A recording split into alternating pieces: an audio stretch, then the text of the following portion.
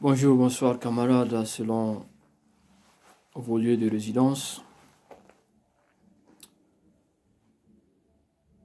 Aujourd'hui, je vais vous entretenir sur un fait dévastateur, un fait ravageur, un fait qui annihile tous nos efforts de développement, un fait dont l'unanimité est acquise,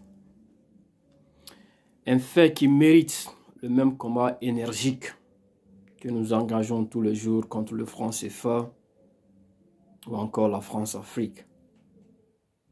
Je veux parler de la mauvaise gouvernance et en termes crus et connus par tous, la corruption. Certes, je n'occulte pas les conséquences de la France-Afrique,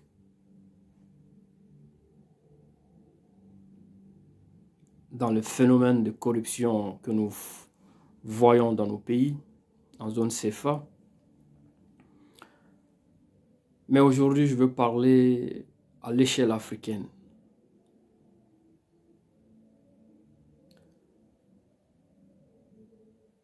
Mais en passant, je dis d'emblée ceci, les maigres ressources restantes après l'arnaque du trésor français sont aussi à leur tour dilapidées en grande partie par nos dirigeants. C'est une réalité, c'est un fait. Et parlant d'Afrique,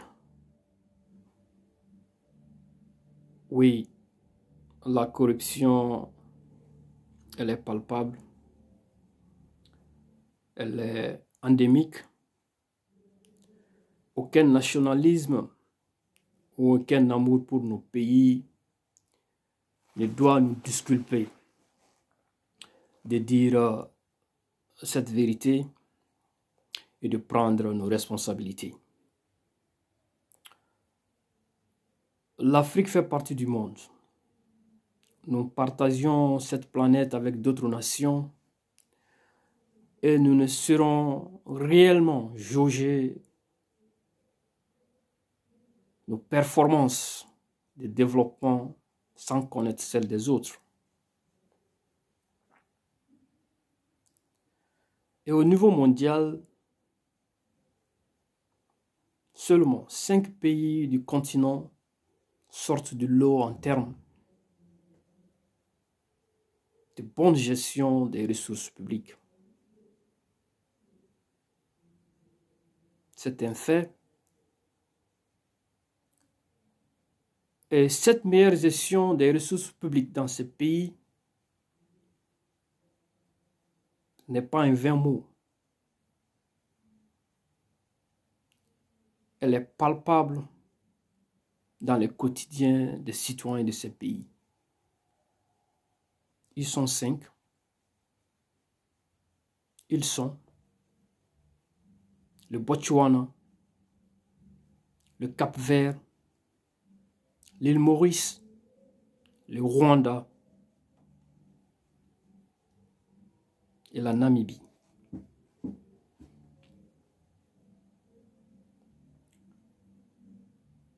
Tenez-vous bien, camarades. L'Union africaine estimait en 2018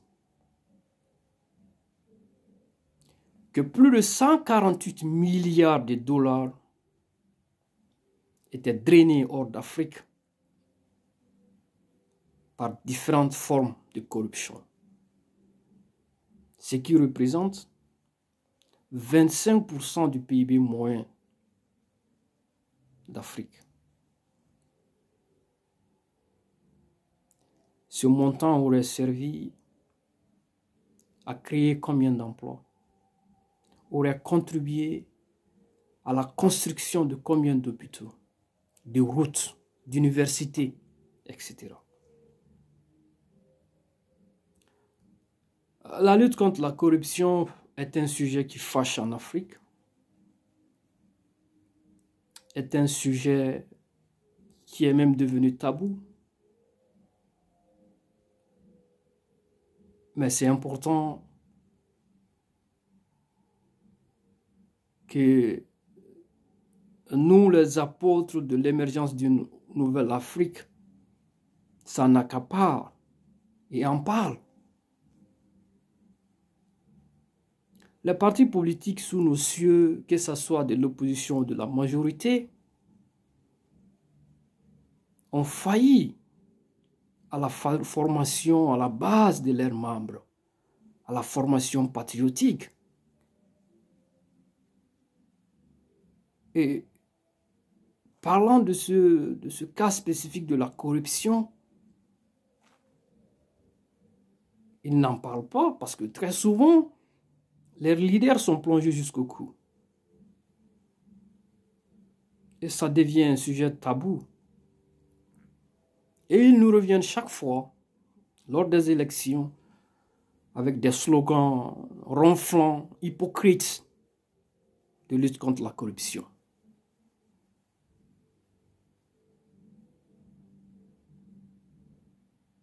Donc, au niveau du MPR franc CFA, le mouvement panafricain de rejet du franc CFA, nous menons des sensibilisations sur le terrain sur ce sujet-là aussi, comme nous le faisons contre la France-Afrique ou le franc CFA.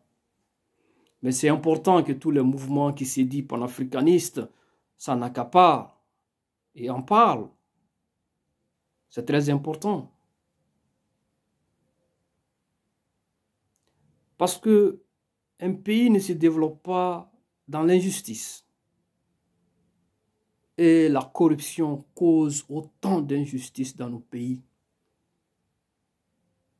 qu'il faut qu'on se le dise la vérité sur le phénomène et qu'on prenne nos responsabilités. Dans nos pays, les structures de contrôle, de lutte contre la corruption, elles pullulent partout, elles se bousculent, chevauchent. Mais pour quel résultat? Le résultat n'est pas là. La corruption, jadis le fruit de l'élite africaine, et aujourd'hui s'accaparer. La corruption a conquis toutes les couches sociales.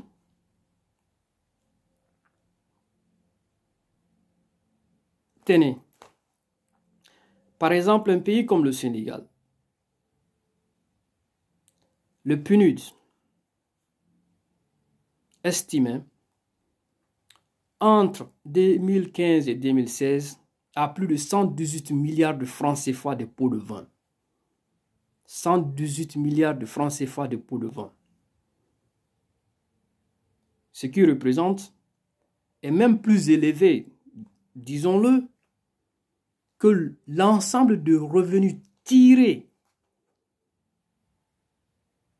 de l'exploitation des ressources minières, pétrolières, gazières, qui est à 116,8 milliards de francs CFA. Où allons-nous?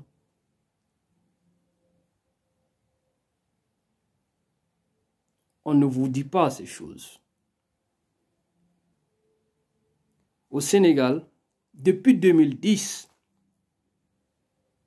chaque année, 70 000 nouveaux pauvres sont créés qui s'ajoutent à la population déjà pauvre.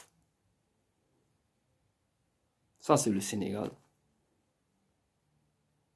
Autant d'autres pays. Donc, la corruption, c'est un fait.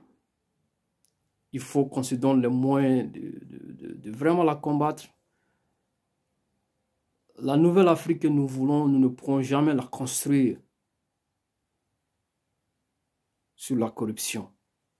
Il est important de nettoyer nos pays des corrupteurs et des corrompus pour vraiment assurer des lendemains meilleurs à nos progénitures. C'est aussi cela l'émergence de l'Afrique. C'est aussi cela la nouvelle Afrique que nous voulons.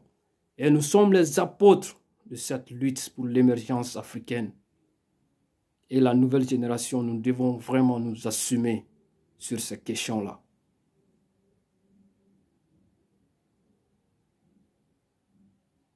Unis, on gagne tout. Divisés, on perd tout. La lutte continue. Dieu veille, camarade Kalafou.